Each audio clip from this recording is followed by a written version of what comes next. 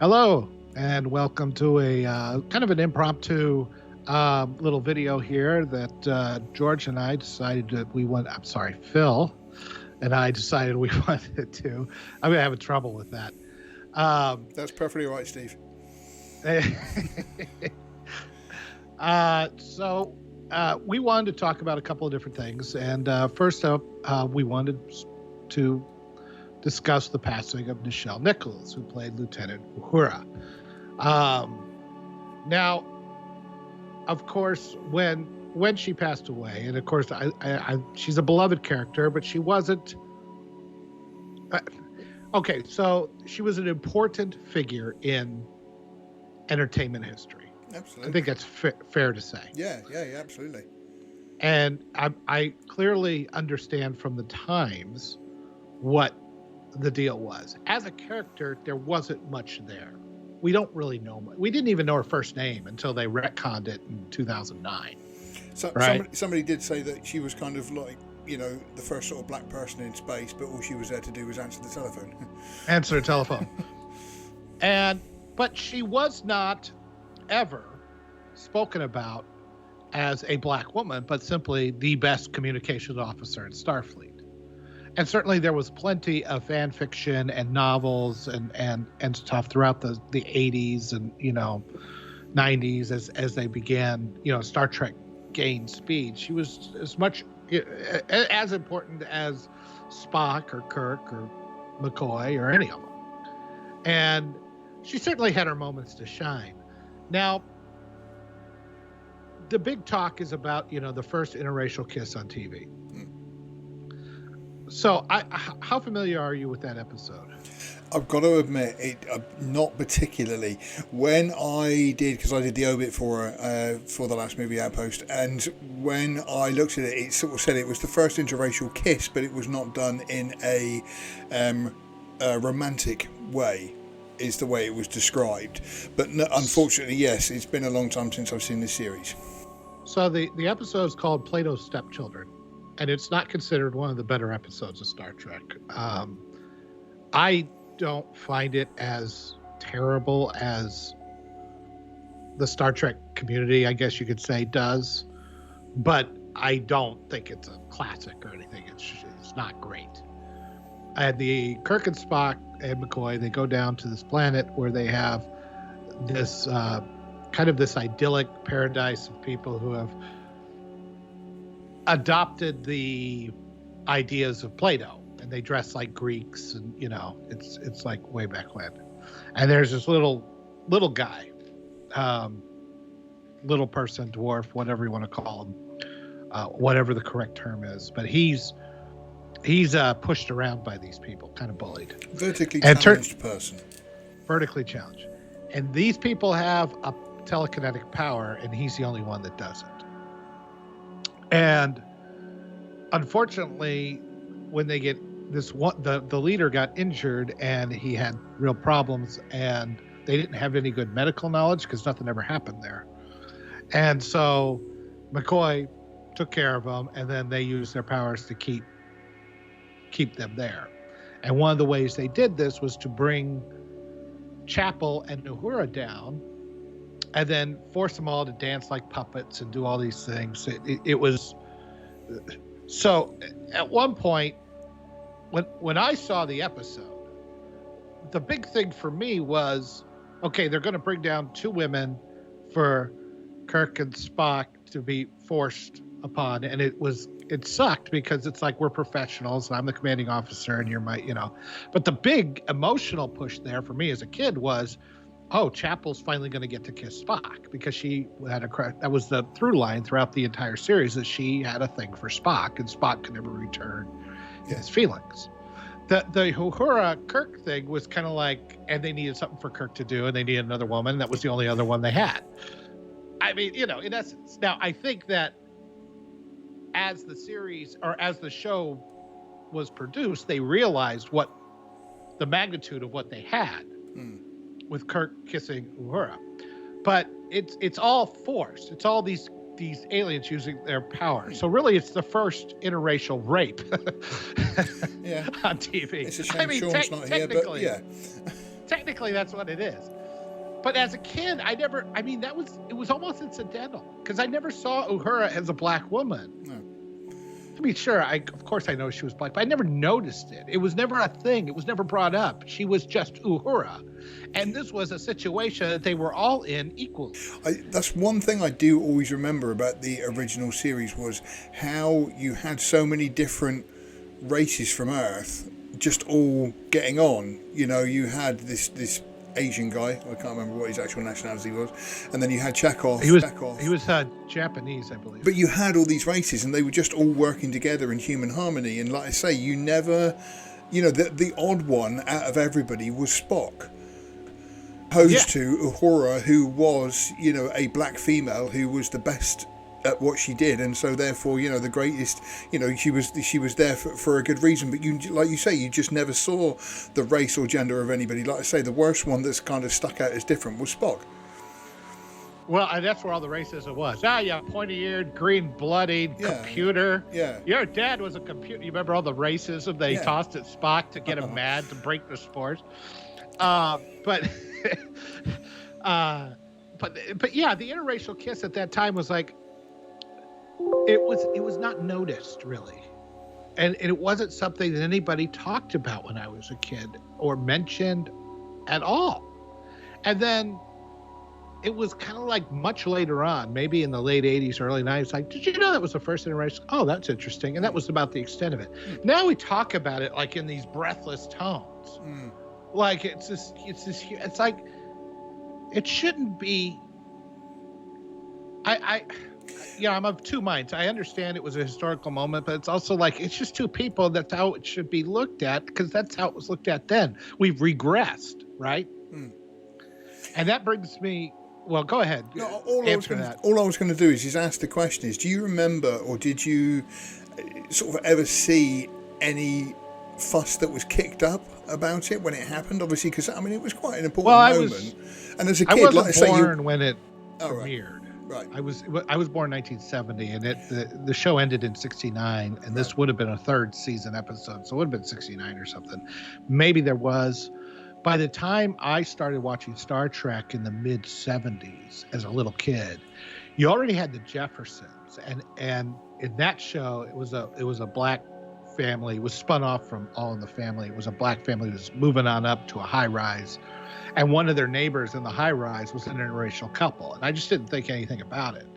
We had gotten to a point within 5-7 years that we had just kind of like, okay, that was a silly period in our history. Let's never speak of it again. Let's just carry on and treat each other like we're supposed to treat each other, which I think was probably the most healthy way to deal with it, especially seeing all the stuff that's going on now. So there was only one time in Star Trek that I can recall that there was any mention of Uhura's race. Again, another third season episode, and it's not a great episode. They meet up with Abraham Lincoln. He's floating on his chair in the middle of space. It's as you do. And clearly it's not Abraham Lincoln, but it's these rock monsters that are trying to understand the nature of good and evil, and they bring some heroes from Earth and Vulcan's past, and some villains from various different. And then they want to see who's stronger, who's going to win. But in the lead up to this, they bring Abraham Lincoln on the ship, and they treat him like Abraham Lincoln. They know he's not, but they're like going, okay, we don't know what's going on here, so let's go with the gag. And Lincoln sees Uhura, and he says, "Oh, what a charming negress." And they kind of like, they don't really react. And then he's like, "Oh, I'm sorry. In my time, that I didn't mean any offense, but in my time, that was kind of an expression of property." And Uhura says, "But why should I fear that term, sir? See, in our time, we've learned not to fear words." Excuse me, Captain Kirk. Yes, sir. Mr. Scott. What a charming negress. Oh, forgive me, my dear. I know that in my time, some use that term as a description of property. But why should I object to that term, sir? See, in our century, we've learned not to fear words. Oh, my God. Now that was, it was kind of like When is back Star then. Trek kicking in real life? No shit. It was like obvious to us watching it in the 70s and 80s. Yeah. It was like, yeah, of course. What a silly guy to think that words are mean things. Now we've regressed to the point that if you say the wrong thing on Twitter, somebody's going to destroy your life. Yeah. There have been doctors and professors working at colleges who have lost their entire careers because they've used the wrong pronoun. They've literally used the wrong word, and they have their entire careers have been destroyed because of it. Eggy and I brought that up, and he mentioned it, and I played a little snippet of it in one of our talks on our therapy sessions on Picard. But it's like we had it all figured out. And people say, well, Star Trek was always political. Yeah, okay, but there's an objective right and wrong. All right. Yeah. And that will manifest itself in politics. And right now, you guys on the left are objectively wrong. You're wrong, okay? Like you say, there's a way to do politics and a way to do it. And I mean, Roddenberry always had that thing about reaching out into the future where people weren't going to be like that. They weren't, like I say, words weren't going to hurt them, and everybody was in unison. Whereas obviously there are other movies and TVs, I can't think of any right off the top of my head, where politics is all bad and and all this kind of stuff. And like I say, but Roddenberry had that vision for the future where he hoped all people were going to be equal and we were going to be working together to explore the universe. Well, he did take a political side, so to speak. Okay. If you want to call it that. The side was free speech, liberty, not judging people the content of their character, not the color of their skin. This is now a political position, and maybe it always has been. I just happen to think it's the correct one. Yes. Yeah. And it's the way that has shown to be the most positive, the way that creates the least amount of damage, the way that gets us moving forward and correcting wrongs. And this way that they are doing now is creating a lot of damage. And it is antithesis of what they were saying before. And Star Trek has decided that your gender or your skin color or, how you were born is the most important thing about you. Your physical immutable traits are the most important things about you. Whereas Star Trek posited that they were the least important things about you. And once you realize that they are least important things about you, then being called a negress is like silly. Say, I believe that. And you believe that. So if somebody calls me a cracker, I just kind of laugh. I don't get insulted. No. Because it's a silly thing to be insulted by. But if you believe that your color and your gender is the most important thing, then if you get called a cunt or the N-word or something like that, you're going to curl up in a ball and freak out. Yeah, and basically cry and scream and kick until you can you're get going your way. to be a weak person. You're going to throw a tantrum like a child does. It's funny because you say about sort of ethnic slurs like that, because over here obviously we're quite close to France and we call French people frogs because they eat frogs' legs. And I learned recently that they call us beefs because we eat roast beef. And in the scheme of things, I think being called a beef is kind of, it doesn't seem insultive at all. It's all kind of funny and good-natured, and we're all part of this. I think there used to be a time, you look at like, I don't know, Don Rickles or something, you used to be able, or even Eddie Murphy or Richard Pryor, you used to be able to joke about this kind of stuff because the jokes were the therapy. It's better to laugh than to kill each other. Yeah. And now we can't laugh because we're so weak because we believe the wrong things. I forget who said it. There was a comedian over here quite recently, and he was saying about how entertainment is, I think it was Rowan Atkinson, but he was saying about how entertainment, if you sort of Google sort of the entertainment logo, you have got a happy face and a sad face. And so there is always kind of misery with happiness and vice versa.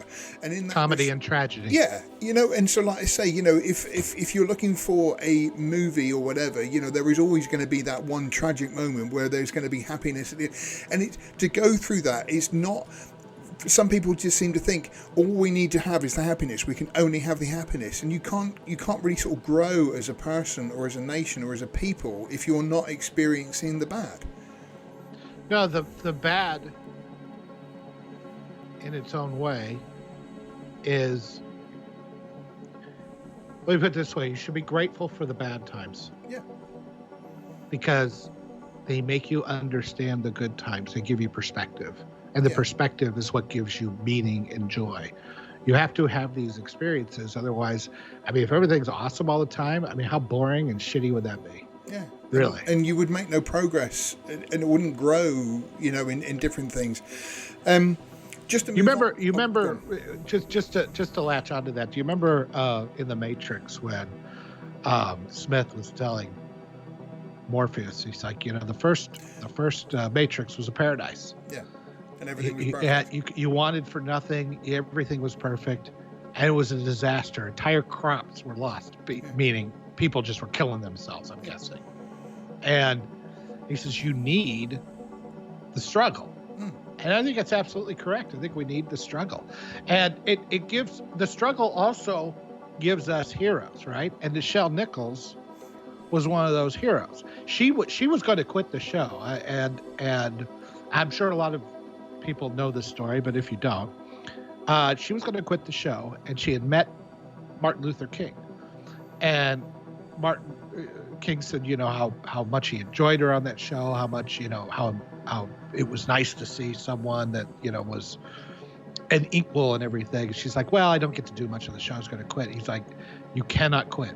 You cannot quit the show. You have no idea how important you are to so many Black people as an inspiration. It's a Star Trek fan. He said it's a Star Trek fan. I'm looking for a young man who's a Star Trek fan. I turn, and instead of fan, there's this face the world knows with this beautiful smile on it. And I remember thinking, whoever that fan is going to have to wait, because Dr. Martin Luther King, my leader, is walking toward me, not 10 feet away, and then this man says, yes, Miss Nichols, I am that fan. I am your best fan, your greatest fan. And my family are your greatest fans. As a matter of fact, this is the only show on television that my wife, Coretta, and I will allow our little children to watch, to stay up and watch. I just looked at him. He said, for the first time on television, we will be seen as we should be seen every day, as intelligent, quality, beautiful people who can sing, dance, but who can go into space, who can be lawyers, who can be teachers, who can be professors, who are in this day, and yet you don't see it on television until now. And he went on, so many of the things, perhaps some of the things he said, but I could say nothing. I just stood there, realizing every word that he was saying was the truth. And so she continued. And I remember Whoopi Goldberg, who ended up playing Guinan on now Whoopi Goldberg now has regressed to a complete lunatic. But she was inspired by Uhura. And she remembered telling her mom, says, "Mom," or maybe her mom told her, says, "Look, there's a black person on a TV show, and she ain't a maid."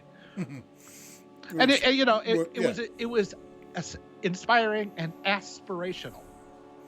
I was going to bring up the point of how she, outside of Star Trek, like you say, it ended in 69, and obviously they did the movies and everything after that and so forth. But outside of that, I didn't realise that she was employed by NASA to inspire, everyone really, not obviously just women or different people of different races and stuff, but she inspired everyone to literally reach for the stars like she did, which was it was really heartfelt to read about it. It's funny. I'm sure that she was like, I'm just an actress. I'm just struck, because she did some blaxploitation in the 70s. All right. And she did some pretty hardcore. She did some nude stuff. I mean, she was. Go look it up, kids. Not Um, just in the Star Trek 5, but like everything. eh, There's no yeah, feathers like, in it. no. And she was still young. But she was probably just, an actress trying to make her way. She didn't think much of it. It was just this little show that she did that was gainful employment, and didn't realize how much it touched. But when she did realize it, then, it's kind of funny how things, because she really didn't do that much after the 70s. And I think she was in a Heroes. She did some, Yeah. I call it stunt casting, Yeah. It's like, oh, I got Nichelle Nichols. That'll get the sci-fi geeks to watch our show, Which you but did, didn't you? sure I did. But so what? She played a part that I think, if you could have that one part that is remembered probably for centuries, people will remember her for that long. I mean, this is one of those things that's going to last for a long, long time. Yeah. And she was able to parlay that into something that inspired millions of people to do more, reach for more, whether it was in space or something else. Sometimes things are thrust upon you, but she took advantage of it, and good for her. I mean, with it, like you say about reaching for the stars, it may not have been just that. It may have just been, like I say, people just trying to further their career or do better, in whatever sort of small capacity they could. But she was an inspiration to, like you say, thousands, maybe millions of people. Yeah. And the only thing that bothers me is, it's a two-edged sword. I do love that she was that inspiration, and she hopefully can be aspirational to not just blacks, but anybody, but I guess especially blacks, the way she was with Whoopi Goldberg and that sort of thing. But on the other hand, it's sad to me that at that time, it was far more important because of the narrative and because of the character growth and who I knew in the show, that it was about Chapel and Spock being forced to kiss and the emotions that went into that. Whereas with Kirk and Uhura, it was just like, and those two, because we need another woman and we didn't have another one. Yeah. And it turned into something. I guess they purposely flubbed all the extra takes because they didn't know if it was going to get past the censors. Yeah. But Shatner kept crossing his eyes and doing weird things. So the only take that was any good was the one where they actually kissed, so they had to put it on. That's the story. But again, it was done in a way, so often nowadays we see movies that it's forced. And it's thrust upon you, where I can imagine the writers and everybody sort of going, oh, can we get away with that? I don't know. And they're not doing it because it's kind of, well, we're living in this society now where we've got to push everybody forward. It was just kind of like you say, the situation, the way it worked out, and it was like, are we gonna get away with this? I don't think they were sort of trying to push any boundaries. It was just a natural flow. It was a natural flow for the story. Yeah. That's it. And we weren't ready yet for two consensual adults to do, to be together. I think Loving versus Virginia was only a few years before that, maybe. I don't know when it was. So, this was a way to cut, the story was to get around it. But it's kind of interesting if you think about it, because it's almost an allegory for what's going on now, right? They forced the two races together in a kiss that didn't want to do it. And now they're forcing all kinds of social justice on us inorganically. Because it wasn't organic that Uhura and Kirk had fallen for each other. No. And so that's kind of the allegory, isn't it? Now, I'm sure that wasn't the intent, but it's kind of, life has a way of creating new symbols. Yeah, and like I say, now it's not, like you say, it's not done organically. It's just fully forced, and it looks so obvious when it's done. That's the problem, that you can't, obviously movies are fake and everything else, and apparently Star Trek isn't real. But that, but then when you've got a situation where a story is just forced and into a certain objective to fit in a pigeonhole, whatever you want to call it, you notice it. No matter how good a storytelling it is, when it is forced upon you, you immediately go, oh, grief. The classic moment of that is, we were going to talk about it the other day, but the whole Endgame, I was lucky enough to be in London, one of the most famous cinemas in London when it first came out, literally the day it came out, packed out cinema. You're talking about Avengers Endgame. Avengers Endgame. Okay. And the bit where Cap gets the hammer, the audience went nuts. The bit where I think was it Captain Marvel has the glove and she says, "Oh, I'm not all alone." the women. Yeah, and all the women on the screen, I could literally hear all the eyes roll at the same time, because it was just so forced, and it was such a shame, because I was thoroughly enjoying the movie, and then for that moment I just thought, oh yeah, feminism's a thing, isn't it? And I'm all for obviously female empowerment and everything else, but it could have been done in such a much more organic way that they didn't have to then preach to you and force it to you. And that is, like you say, what we've got today, that unfortunately these things, I'm all for progression and moving things on and everything else, but when it is done in such an unnatural way, it completely misses the point. Well, yeah, it was tacked on, which is actually disrespectful to women. Yeah. See, the hammer with Captain America had been set up. He kind of moved it in Avengers Age of Ultron. Yeah. And then we find out in Civil War that he had been lying to Tony. And that was why, now the Russo brothers don't say this. This is my personal theory. It's like, why couldn't he pick it up in Age of Ultron? And then he could pick it up. That was the question. They said, well, the Russo said, well, he was being nice. It's like, no, you have it all right there. He was, the thing that kept him from being completely worthy was not being honest with Tony about what the Winter Soldier did to his parents. And once that came out and he accepted he got rid of his doubt. Yeah. And became fully embraced in, I'm going to do what's right, and I don't care whether the government likes it or not. I have no more doubt. I have no more hiding. I've made my peace as best as I can with Tony, and I know what I need to do. And he had full confidence and all that. Then he could pick up the hammer at the end of Civil War. He didn't have the opportunity. No. So that's my point is that it was organically set up, and that's why it was such a big cheer moment. And oh, by the way, we're going to have all the women for no reason go over here and then have a team up. Yeah. And like I say, because women are stupid and they'll cheer for anything that has women power in it. I mean, that's what it feels. It feels insulting to me. It was. And like you say, it kind of it takes away the respect of what they are fighting for. If like I say, it was, because I still remember, again, not to compare it, but I mean, I remember the end of season 2 of Mandalorian, and it was only halfway through the whole sort of episode that I thought, they're all women.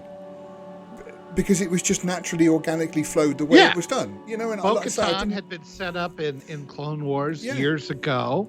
I like Gina Carano's character very much. And the others, I forget who else was in there. I think that was the two big ones. There was another female Mandalorian in Fennec Shen. Fennec was. Fennec. That's right, with the Boba Fett. Yeah. So I mean, and she was set up in Bad Batch or something. So I'm like going, it's all fine. It's all fine. I didn't even notice it until halfway through. Whereas in Avengers Endgame, they had to sort of say, "Oh, by the way, all the women are great. Look at this, look." And they lined them all up, and the way it was done was just not organic, and it was a shame, because again, they could have done it in a way where you just sort of thought afterwards, no way, all the women held out, but like I say, this is obviously the culture that we're living in nowadays. But So what you immediately think of is like, what are the men doing at this point? Yeah. Oh, look, why are they not there? Yeah. Or did they? I mean, they were all fighting. Did the women just? Oh wait, stop fighting. We got to go over here for a moment. I mean, the whole thing is just, if you dissect it at all, it just completely falls apart. Nichelle Nichols. Yes, sorry. She will obviously be sorely missed. She is an icon of television. She is one of those faces that when you see them, she lit up a room. But I mean, as soon as you see her, you know exactly who she is, no matter whether you're into sci-fi or not.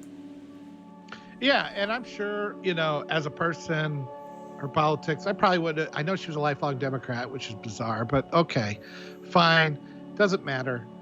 She didn't really put it out there that much. It's not like Takai, who was completely made himself almost a parody thoroughly of himself. unlikable. Yeah. Yeah. And Shatner to a certain extent. The problem is I agree with Shatner, and I just kind of like his. I don't give a shit anymore. I'm 90. Yeah, that's right. Yeah. I'll tweet what the hell I want. What are you gonna do? What are you gonna do? Cancel me? Yeah, I'm yeah, 90. I got millions of dollars. What are you gonna do? I've been to space I've been to space. No, best TV series ever, and in real life. So I'm. And in good. real life, I Yeah. went up in Bezos dildo rocket. So what are you gonna do? I took Bezos's dildo rocket and I fucked space. Literally. So yeah, but I mean, her character was important. There was never one time, I don't think, in the entire run of the movies or the show or anything that her race was brought up, except for that Abraham Lincoln thing, which was the most beautiful comeback Yeah. ever. And it wasn't done in malice or gotcha. It was, this is the way things should be. Yeah, And again, it's kind of, I mean, not to come back to this, but I mean, the way that I think it's Whoopi Goldberg now introduces some of the Looney Tunes and Warner Brothers cartoons, explaining how they were written in their time. And it's kind of, you don't really need to explain that, apart from people who don't have an IQ over room temperature, that yes, this was written, like I say, Abraham Lincoln was in that era where he was trying to free the slaves and black people were slaves. You can't change that. And if Abraham Lincoln did come back from the future, that is the way he would talk, because that's the era he was, the way they kind of want to change everything from the past. And it's kind of, no, these things happened and we've learned from them and we've moved on. Yeah, if anything, they're doing their best to wreck her character in Strange New Worlds, which I'm really irritated with. So, and I wasn't pleased with Zoe Saldana's version, who was just bitchy girlfriend. Yeah, I've always felt through most of it. I've always felt she's, whatever character she plays, she always plays just bitchy. You rarely see her smile in anything she does. And so, like I say, yeah, her attitude, her character in there, she just wasn't, I don't want to say not likable, but there was nothing sort of appealing about her. Whereas Nichelle, she played everything so understated, and not she just was that, so but she professional, and that was what was so appealing. I mean, with Uhura, you could imagine her version of Uhura. You could imagine having a drink with her, and just meeting her, and she'd be chill and and everything else. Whereas, like I say, with Zoe Saldana, it was always a bit sort of, I don't know if I want to approach her because she just might hit me or something. Yeah, the only time we saw her starting to really, like, she did some singing and some stuff in the original series, but the only time we really saw her kind of letting her hair down was in the latter half of the movies. And this was after she had been with and that was with all the crew. Like, all the crew was always professional. And even in the first and second movie, they were very professional. It wasn't until, like, okay, they'd stolen the Enterprise, they went through some pretty horrendous stuff, they saved the world, they found the whales. And by Star Trek 6, they're kind of cracking wise to each other, but they've earned it. They've been together for 30 years. Yeah, absolutely. Yeah. So, but she was always great. And so, closing it out, Godspeed her, I guess, hailing frequencies are closed.